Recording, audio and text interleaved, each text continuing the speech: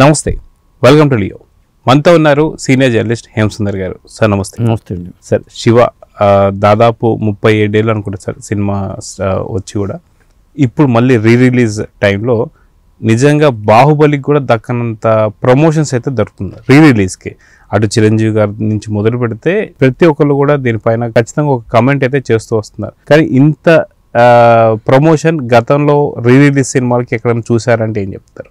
అంటే శివకి నాగార్జున గారి నిర్మాత కావటం కొంత ప్రమోషన్ విషయంలో మాత్రం అసలు ఇప్పటికీ కొత్త సినిమా ప్రమోషన్ లాగా ఉంది. ప్రముఖులందరూ కలిపి వాళ్ళు బయట ఇవ్వటం కానీ, హీరోలందరూ బయట ఇవ్వటం కానీ, దాంతో శివ ఇప్పుడు చూద్దామా అని. ఎందుకంటే కొత్త యూత్ వచ్చేసారు. ఖచ్చితంగా అది ఆ 4K వెర్షన్లో రిలీజ్ అవుతున్నారు కాబట్టి శివ 100% వాళ్ళ ఎఫర్ట్ అయితే ఫలిస్తుందండి. ఎందుకంటే నాగార్జున గారి కెరీర్లో అది బిగ్గెస్ట్ హిట్ అని చెప్పాల్సి వస్తుంది. ఆ తర్వాత నాగార్జున గారికి అన్నమయ్య లాంటి సినిమాలు వచ్చినా కానీ శివే అన్నమయ్యే కాబట్టి ఆయన మాస్ హీరోగా నిలబెట్టిన సినిమాగా శివకే ఆ చోటు దక్కుతుంది. ముఖ్యంగా ఏంటంటే రామ్ గోపాల్ వర్మ గారికి ఇది విధంగా లైఫ్ అని చెప్పాల్సి వస్తుంది. ఇప్పుడు ఎక్కడో ఒక సౌండ్ ఇంజనీర్ కొడుకు తీసుకొచ్చి ఆయన అవకాశం ఇవ్వడం, నాగార్జున గారు నమ్మి అవకాశం ఇవ్వడం అనేది గొప్ప విషయం చెప్పాల్సి వస్తుంది. అన్నపూర్ణ స్టూడియోలో వాళ్ళ నాన్నగారు పనిచేస్తుంటారు కాబట్టి, అక్కడ నాగేశ్వర గారు సన్నిహితంగా ఉంటారు కాబట్టి మా అబ్బాయికి ఒక అవకాశం ఇవ్వమంటే ఆయన వీడియో క్యాసెట్లు ఏదో దాంట్లో ఉన్న వ్యక్తి తీసుకొచ్చే అవకాశం ఇవ్వటం అనేది జరిగింది. అలా అసలు లేకపోతే ఆర్జీవీ ఎవరికి తెలియదు వాళ్ళకి. శివ లేకపోతే ఆర్జీవీకి అసలు అవకాశం ఇవ్వకపోతే ఫస్ట్ అవకాశమే కదా, దాన్ని హిట్ అవడంతోనే సినిమా అవకాశాలు ఎవరికైనా వస్తాయి. అందులో భాగంగానే ఆర్జీవీ గారి వాళ్ళు ఇలా కనిపిస్తున్నారంటే అది అన్నపూర్ణ సంస్థ పుణ్యమని చెప్పాల్సి వస్తుంది. అయితే ఇప్పటికీ కూడా అన్నపూర్ణ స్టూడియోకి మొన్నటిదాకా ఏఎన్ఆర్ గారు పిక్ ఉండేది. అయితే ఇప్పుడు దాన్ని పక్కన పెట్టేసి శివ సంబంధించిన పిక్ ఇప్పుడు పెట్టారు. ఇప్పుడు అది వైరల్ అవుతూ వస్తుంది. సో ఎందుకు అన్నపూర్ణ స్టూడియోస్ కూడా ఎందుకని ఇప్పుడు ఈ సినిమాని ఇంత ప్రతిష్టాత్మకంగా తీసుకుంది అంటే ఏం చెప్తారు? ఈ మధ్యకాలంలో నిర్మాణ పరంగా అన్నపూర్ణ సంస్థ వెనకబడిపోయింది. ఈ సినిమా హిట్ అయితే, ఎందుకంటే బాహుబలి 2 పార్ట్లని కలిపి తీస్తే వాళ్ళకి దగ్గరగా 50 కోట్లకు చేరువలో కలెక్షన్స్ వచ్చినాయి. ఒక రికార్డు వచ్చింది. ఆ రికార్డు కొత్త రికార్డు ఇప్పుడు శివ ద్వారా క్రియేట్ అయ్యే అవకాశం అయితే ఉంది రిలీజ్ ద్వారా. అందులో ముఖ్యంగా ఏంటంటే సమకాలీన రాజకీయాలు, సమకాలీన రౌడీయిజం ఇవన్నీ కూడా శివలో కనిపిస్తాయి మనకి. ముఖ్యంగా ఆ సినిమాలో హైలైట్ అంశం ఏంటంటే మనకి దేవినేని మురళి హత్య. అప్పట్లో పెద్ద సంచలనం అది. దేవినేని నెహ్రూ సోదరుడు మురళిని మరి అటు రంగాంజర్లు చంపారని చెప్పి అప్పట్లో పెద్ద సంచలనం అది. ఆ హత్య ఎలా జరిగింది ఏంటి అని దాని మీద వీళ్ళు మెటాడోర్ వ్యాన్లో వస్తుంటే చంపడం, అది ఇప్పుడు శివ ఫ్రెండ్స్ని వాళ్ళు మొట్టు పెట్టడం కానీ, భవానీ మనుషులు, ఇది హైలైట్ ఆ సినిమాలో సన్నివేశం ఒకటి. అలాగే కాలేజీ గొడవలు కూడా హైలైట్ అవుతుంది. అంటే ఇప్పటికీ అప్పటికి పరిస్థితులు ఏవి మారలా. కాలేజీలో గొడవలు అలాగే ఉన్నాయి, రౌడీ రాజకీయాలు అలాగే ఉన్నాయి. కాబట్టి ఇప్పుడు శివ చూసినా మనం ఫ్రెష్గా చూసిన ఫీలింగే కలుగుతుంది.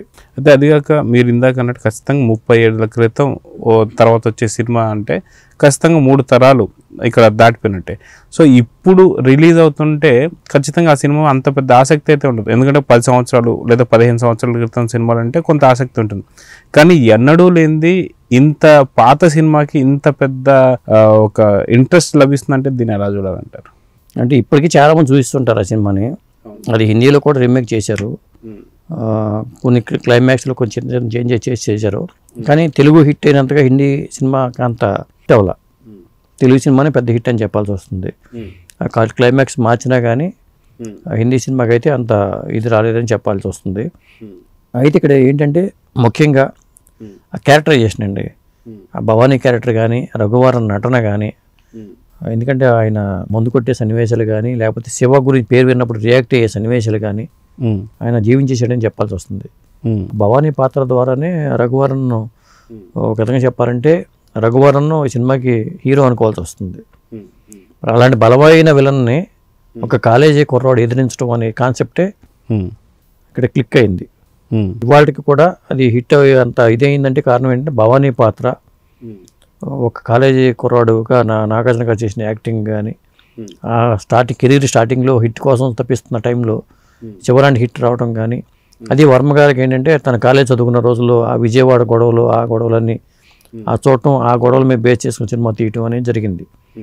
అట్లా ఈ సినిమాకి ఏంటంటే ఇవాళ కూడా ఒక లైఫ్ ఉందని చెప్పాల్సి వస్తుంది. ప్రధానంగా విజయవాడ రాజకీయాల రాజధానిగా చెప్తూ ఉంటారు. అదే రౌడీజానికి రాజధానిగా కూడా విజయవాడ చెప్పాల్సి వస్తుంది అప్పట్లో. అయితే అదే కాక మనం చూసుకుంటే ఎవరిని చూసి ఇళయరాజా గారు మ్యూజిక్ ఈ సినిమాకి అందించారని చెప్పి అనుకోవాలి. ఎందుకంటే ఆర్జీవి గారిది మొదటి సినిమా. అదేవిధంగా చూసుకుంటే నాగార్జున గారికి అంత పెద్ద హిట్ అంత గతంలో పెద్ద లేదు. సో ఎవరిని చూసి ఇచ్చారు అని చెప్పేసి అంటే ఏం చెప్తారు? అంటే ఇళయరాజా గారు ఈ సినిమాకి ఒప్పుకోవడం గొప్ప విషయం. ఎందుకంటే అతిరథ మహారాజులో పనిచేశారు. ఎస్ గోపాల్ రెడ్డి గారు కెమెరామెన్గా పనిచేశారు, ఇళయరాజా గారు మ్యూజిక్ పనిచేశారు. అంటే ఇళయరాజా గారిని మరి ఛాయిస్ వర్మ గారి ఛాయిస్ అని చెప్పి మనకి వింటున్నాం. ఇళయరాజా గారిని పెట్టుకోవాలి అనేది అది పెద్ద ఎసెట్ అయింది. అట్లాగే పాటల పరంగా చూసుకున్నా కానీ అమలా గారిని హీరోయిన్కి పెట్టుకోవడం కానీ ఇవన్నీ కూడా, అలాగే మరి మాచిరాజు పాత్ర కోట శ్రీనివాసరావు గారు కానీ, మరి తర్వాత గొల్లపూడి మారుతిరావు గారు ఉన్నారు, శుభలేఖ సుధాకర్ గారు ఉన్నారు, చిన్న ఇలా జేడి చక్రవర్తి, అలాగే కాలేజీలకు వచ్చి చక్రవర్తితో ఉండి గణేష్ అనే పాత్ర చనిపోయినట్టున్నాడు, అతను ఇప్పుడు లేడు. అతను కూడా కొత్తగా కనిపిస్తాడు. అతను కొత్త వ్యక్తి సినిమాకి తెర మీద కూడా కొత్తగా కనిపిస్తాడు. అతను కాలేజీ రాజకీయాలకు వచ్చి బయటకు వచ్చి భవానీ తరపున భవానీ చాలాసేపు కనిపించడు ఈ సినిమాలో. ఎందుకంటే అసలు 10 రోజుల్లో షూటింగ్ చేశారంట. ఆ సినిమా తెర వెనుక విషయాలు వింటుంటే కూడా ఆశ్చర్యం అనిపిస్తుంది. మనం భవానీ చాలా పెద్ద విలన్ అనుకుంటాం కానీ అతను పార్ట్ షూటింగ్ 10 రోజులు చేశారంట. ఎందుకంటే సినిమా స్టార్టింగ్ చాలాసేపు మనకు భవానీ కనిపించడు, భవానీ వినిపిస్తాడు. ఇదే డైరెక్టర్ శివనాగేశ్వర గారు, ఆ సినిమాకి పనిచేసిన డైరెక్టర్ శివనాగేశ్వర గారు ఫేస్బుక్లో పోస్ట్ పెట్టారు. అప్పుడు ఆయన వన్స్ మోర్ అనే ఛానల్లో ఈ శివ అనుభవాల మీద ఒక వీడియో పెట్టాడు. ఆయన భవానీ కనిపించడు చాలాసేపు, ఒక 50 నిమిషాల పాటు భవానీ వినిపిస్తాడు. అంటే భవానీ అనే మాట కాలేజీలో వినిపిస్తూ ఉంటుంది, భవానీ కనిపించడు. అదొక హైలైట్ అయ్యింది సినిమాకి. అయితే అది కాక చూసుకుంటే అప్పటిదాకా తెలుగు ఇండస్ట్రీలో సినిమాలు తీసే విధానం కానీ, లేదా షూటింగ్స్ కానీ, లేదా కెమెరా యాంగిల్స్ కానీ, లేదా లైటింగ్ కానీ, ఇలా ఎన్నో రంగాలలో కొత్తదనాన్ని తీసుకొచ్చింది శివ అని చెప్పుకోవాలి. ఎందుకంటే అప్పటిదాకా చాలా న్యాచురల్గా ఇంట్లో ఎలా అయితే ఉంటామో, లేదా ఆఫీస్లో ఎలా అయితే ఉంటాం, కాలేజీలో ఎలా అయితే ఉంటామో అలాంటి లుక్స్లోనే, అలాంటి లైటింగ్లోనే చాలా న్యాచురల్గా కనిపించిందని చెప్పుకోవచ్చు. అందుకే ఈ సినిమాకి అంత కనెక్ట్ అయ్యారని చెప్పి కూడా అంటుంటారు. దాని గురించి మీరేం చెప్తారు? కరెక్ట్ అండి. ఇప్పుడు బ్యాక్గ్రౌండ్ మ్యూజిక్ అని ఇవాళ మనం ఎలివేషన్స్ అంటున్నాం. ఇవాళ ఉన్న ఎలివేషన్స్ ఆ రోజులోనే బ్యాక్గ్రౌండ్ మ్యూజిక్లో ఇళయరాజా గారు ఇచ్చారు. ఇంకొకటి ఏంటంటే అసలు అంత కొత్తగా అనిపించేది ఏంటంటే సైకిల్ చైన్. శివానంగానే మనకు సైకిల్ చైన్ కనిపిస్తుంది. సైకిల్ చైన్తో ఫైట్ పెట్టాలన్న ఆలోచన మరి ఎలా వచ్చిందో తెలియదు కానీ అది బాగా క్లిక్ అయింది. ఎందుకంటే అప్పట్లో సైకిల్ ఉండేవి, ఇప్పుడు సైకిల్ చైన్ పెడితే ఎవరు చూడరు. అది ఒక విధంగా ఇప్పుడు కూడా ఏం చేయాలంటే దాన్ని పీరియడిక్ డ్రామాగా చూడాల్సి వస్తుంది. ఆ సినిమా వచ్చిన సంవత్సరాన్ని పెట్టుకుని అప్పుడు జరిగిన కథగా చూసుకుంటే అప్పుడు సైకిల్ ఉండేవి కాబట్టి సైకిల్ చైన్ లాగానే ఒక ఫీలింగ్ అయితే కలుగుతుంది. అదండి. సో ఈ సినిమా పైన పూర్తి టాలీవుడ్డే కాదు బాలీవుడ్ నుంచి కూడా కొంత ప్రశంసలు అయితే వస్తున్నాయి. ఎందుకంటే ఆర్జీవి గారు టాలీవుడ్లో చేసిన తర్వాత కొద్ది రోజులు పూర్తిగా మానేసి బాలీవుడ్కి వెళ్ళారు. సో బాలీవుడ్లో కూడా ఆదరణ లభిస్తుంది, దాని మీద కూడా కొంత కామెంట్స్ అయితే వస్తున్నాయి. సో దీన్ని ఎలా చూడాలంటే ఒక చిన్న మిస్టేక్ జరిగిందని నేనైతే ఫీల్ అవుతున్నాను. ఇప్పుడు శివ సినిమా రిలీజ్ చేద్దాం అనుకున్నారు, ఓకే. సినిమా అంతా పాన్ ఇండియా సినిమాగా మారిన టైంలో శివని తెలుగులో మాత్రం రిలీజ్ చేయాలనుకోవడం అనేది పెద్ద తప్పు.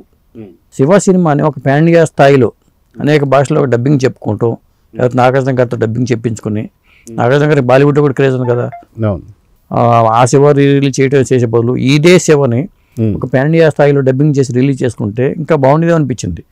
ఎందుకంటే అందరూ కూడా చూసే అవకాశం ఉన్న సినిమా, అంత పబ్లిసిటీ వచ్చినప్పుడు సినిమాకి ఇతర రాష్ట్రాల్లో కూడా దీన్ని యాక్సెప్ట్ చేస్తారని అనుకుంటున్నాను నేను.